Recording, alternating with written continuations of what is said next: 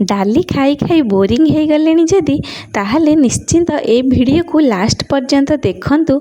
आउ से भला डालीर स्वाद लगनी पूरा गोटे सुआदिया बेस्ट रेसिपी आज आम बनइबा डाली ही आउ पूरा कम इनग्रेडिएंट्स माने जो था आमे घरे आमर थिबो आमे सेइथिरु गोटे बहुत ही सुंदर डाली रे बनइबा डाली बरा रेसिपी बा डाली बरारू आमे केमती गोटे सुंदर तरकारी बनई परिबा पूरा सरल उपाय रे आज देखिबा मसूर डाली को आमे केते सुंदर और सरल उपाय रे बनईकी आज पूरा परिवार को खाइबा को दबा।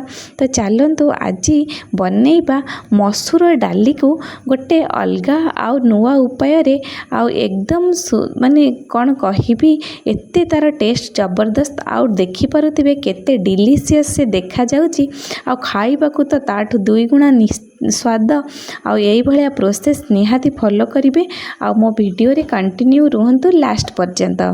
तो चलंतु आज आम बनइबा मसूर डालीर बड़ा को तरकारी करबा बा डाली बड़ा रे तरकारी जहाँ भी आपण माने कहि परिबे आकु कहीं कहीं कचोरी भी कहती।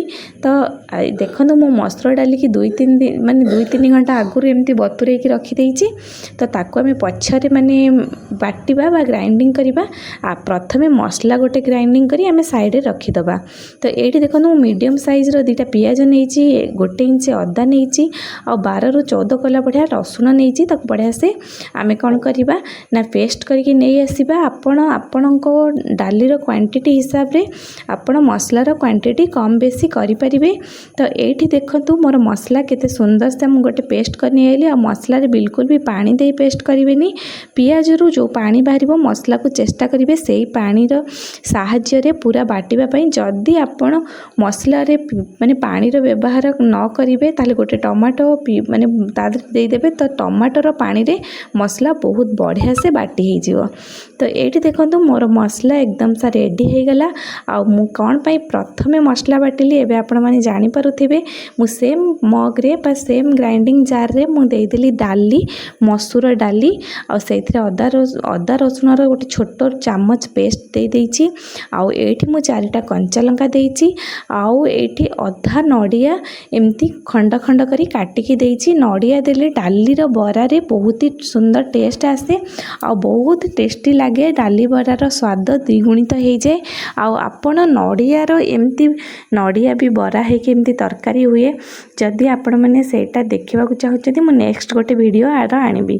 तो ये देखो मु पूरा एमती सुखिला सुखिला करी ताकू बाटी आनिली बाटिकी नहीं आसिकी और सब बेले डालीटा को प्लेन करी बाटिबेनी ताकू टिके दरदरा बाटिबे जहाँद्वारा कि टेस्ट बहुत ही लगे और डालीर स्वाद भी लगे कि यहाँ डाली बनी बोली तार टेस्ट भी लगे। तो ये मुझे स्वाद अनुसार लुण आउ हलदी गुंड आ गोटे अधा चामच गरम मसला ताकू देकी बढ़िया से माने गोलेकी ताकू साइड रे रखीदबा। बर्तमान चलते आम नेक्स्ट प्रोसेस को जीवा। नेक्स्ट प्रोसेस रे आम कड़ाई बसैबा। कड़ाई रे मुझे नहीं रिफाइन ऑयल आउ ऑयल मु एकाथरे दे दोची एटा तरकारी पर्यंत मु एई ऑयल को व्यवहार करी आउ मु ऑयल मझिरे देबिनी। तो एठी देखंतु मु जो माने डाली रो पेस्ट टाकू रखी रेस्ट करके ताकू एबे मु आनिली भारी आ एमती छोट छोट माने पकोड़ी भलिया बरार शेप दे देली। आपण चाहिले माने पतला पतला बरार शेप दे परिबे किंतु मु एठी पकोड़ी भलिया शेप देइची गोल गोल करके। तो एमती गोटी गोटी करी सब से तेल रे देकी ताकू पूरा टिके कड़ा कड़ा पर्यंत हवा पर्यंत ताकू माने बढ़िया से छाणी नेबे। देखंतु माने डाली बड़ाटा टिके कड़ा कड़ा करी आपण एथि छाणीबे जेतेबेले आमे मसला सहित ताकू कसीबा ना तो सुंदर सा माने माने भांगीबनी आउ माने डाली बड़ा गुड़ा गोटी गोटी करी रहिबो आ तरकारी खाया पई माने सोयाबीन बड़ी जेमती आमे खाउचे बा सोया चंक्स आमे जेमती तरकारी करचे गोटी गोटी करी रहउची। तो डाली बड़ा जदी एभला टिके कड़ा कड़ा फ्राई कर नेबे ना तो सेही भला आमे तरकारी जेते भी आमे पानी देले जहा देले डाली बड़ा बिल्कुल खोलिबनी आ बहुत ही बढ़िया गोटी गोटी रहिबो ता भीतर पर्यंत मध्य पूरा नरम हो जीवो। आ आपण देखंतु मु जेतिकी मोर बड़ा माने मु गोटे थर रे पूरा छांकी थिली मोर नेक्स्ट जेतिकी थिला मु सेम प्रोसेस रे पूरा सेही भला कड़ा कड़ा करी गोल्डन ब्राउन करके पूरा छाणी नेली। आ छाणी नेला परे सेम तेल रे देखंतु मु एटा आलू रो पूरा चोपा छड़ेकी बहुत बढ़िया से 3टा मीडियम साइज रा आलू को मु एमती बड़ बड़ साइज रा काटिकी ताकू नेइची और नेइकी ताकू एमती ताकू तेल रे दे देबी भाजिया पे। आलू को भी बहुत बढ़िया से गोल्डन ब्राउन पूरा पूरा करदेवी भाजिकी जो कि तरकारी कलर एकदम पूरा सुंदर देखा आउ एमती सब छोट छोट ट्रिक माने फॉलो कले ना बहुत ही सुंदर सा गोटे तरकारी आपण बनै परिबे घरे। आउ देखंतु मोर आलू एबे पूरा सुंदर सा गोल्डन ब्राउन हे गलानी आको आमे सेमती जाली साहाय्य रे बहुत बढ़िया से आमे बाहर करि नबा। जेतिकी तेल मु देइथिली फास्ट मोर सेतिकी तेल रे ही सब किछि बनि जिवो। आउ एठी देखंतु मोर जेतिकी बाकी तेल बळिची मु सेई थरे देई देबी। एठी दीटा टमाटो मु एठी मीडियम रु टिके बड़ साइज रो टमाटो नेइची दीटा। आपण चाहिले टमाटो को स्किप भी करि परिबे। आउ जदी माने टमाटो बेसी पसंद करूथिबे दीटा जगह रे तीनटा कि चारटा टमाटो भी दे परिबे। टमाटो देले तरकारी रो ग्रेवी भी बहुत मोटा हुए आ तरकारी टेस्ट भी बहुत बढ़िया लगे। तो टमाटो एठी मोर 70-75% हे जाइछि। मु सेथरे दे देली गोटे चम्मच एठी Kashmiri red chilli powder. Kashmiri red chilli powder आ टमाटो आम एमती तेल रे दे देबा ना तार कलर पूरा तरकारी रे बहुत बड़े जबरदस्त हे जिवो। आ एठी देखंतु मु जो अदा रसुण पेस्ट बाटिकी रखिथिली पूरा प्रथम रु सेटा दे देली। आ सेटा दे देला परे टिके समय तक एपट सेपट कला परे मु बाकी सब मोर जो गुंड मसला से सब दे देबी। जेमति कि हळदी गुंड दे देली आ स्वाद अनुसार लूण आ गोटे चम्मच एठी दे देली मु धनिया पाउडर।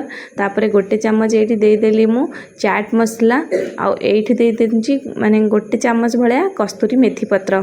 चाट मसला एथि देली कि तरकारी रो गोटे एते माने टेस्ट आसीबो ना चटपटा बहुत ही बढ़िया लागिबो। आउ गरम भात सहित हो रुटी सहित हो खाया पई सबुठु बढ़िया टेस्ट लागिबो। तो एठी देखंतु मोर बढ़िया से मसला कसी हे गलानी। मु आगुरु जो रखिथिली आलू पूरा कसिकी से आलू को माने भाजी की रखिथिली से आलू को मैं भी से मसला रे दे देबी। आ अल्प टिके पानी दे देबी जेहेतु मोर पूरा मसलाटा ड्राए हे गलानी सेथि पई मु एबे मसला रे पूरा दे देबी पानी।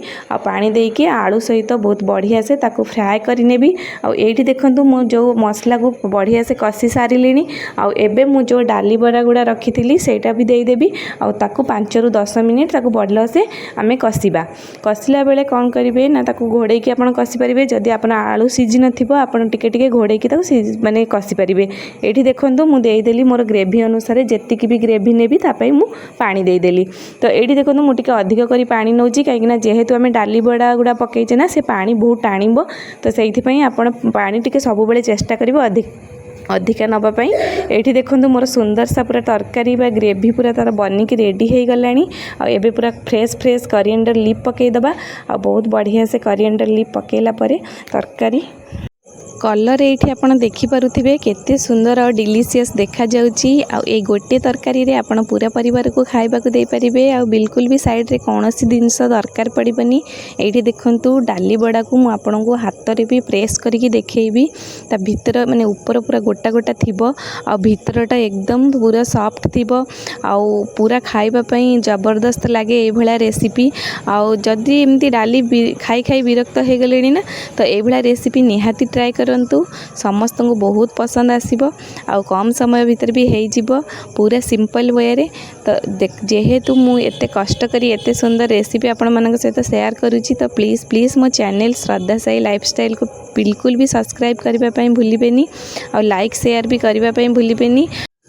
रहुची नमस्कार जय जगन्नाथ। पुणी देखाबो गोटे फ्रेश नुआ रेसिपी।